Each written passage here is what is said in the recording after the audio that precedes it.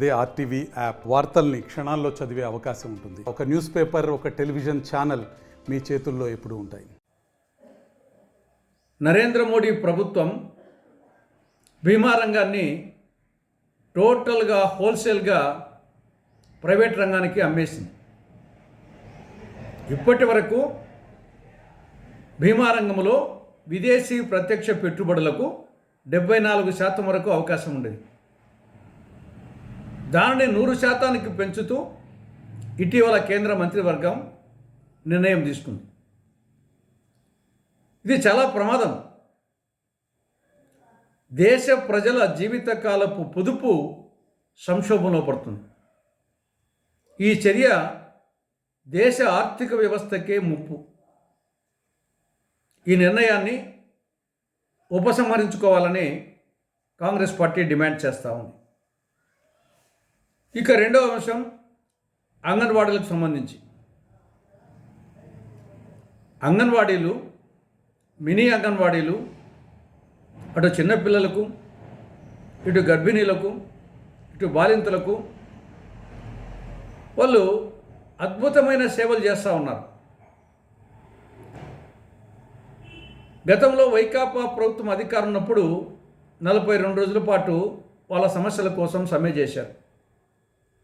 అప్పుడు ఇదే కూటమి పార్టీలు మేము అధికారంలోకి వస్తే అంగన్వాడీ, మినీ అంగన్వాడీ సెంటర్ల యొక్క సమస్యలన్నీ పరిష్కరిస్తామని చెప్పారు.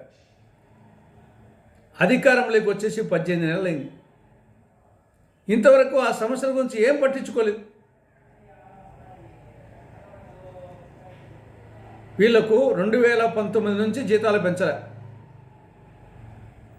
మిగతా ధరలేం పెరిగిపోతున్నాయి. ఈ 6 సంవత్సరాల్లో ధరలు పెరిగినాయి కానీ వాళ్ళ వేతనాలు పెరగలేదు. కాబట్టి వాళ్ళు ఏం డిమాండ్ చేస్తున్నారు? కనీస వేతనం నెలకు 26,000 రూపాయలు.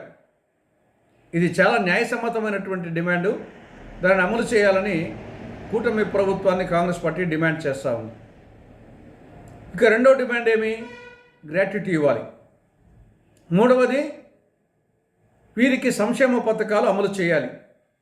నాలుగవది మినీ అంగన్వాడీ సెంటర్లను మెయిన్ అంగన్వాడీ సెంటర్లుగా మార్చాలి. ఐదవది అంగన్వాడీల మీద రాజకీయ వేధింపులకు స్వస్తి పలకాలి. ఈ అన్ని డిమాండ్లు న్యాయసమ్మతమైనవి, సమంజసమైనవి. కాబట్టి ఇంకేమాత్రం ఆలస్యం చేయకుండా అంగన్వాడీల, మినీ అంగన్వాడీల సమస్యలను పరిష్కరించాలని కాంగ్రెస్ పార్టీ కూటమి ప్రభుత్వాన్ని డిమాండ్ చేస్తూ ఉంది. మరిన్ని వీడియోస్ కోసం ఛానల్ ని సబ్స్క్రైబ్ చేయండి. లేటెస్ట్ అప్డేట్స్ కోసం వాట్సాప్ ఛానల్ ని ఫాలో చేయండి. అండ్ లింక్ డిస్క్రిప్షన్ లో ఉంది.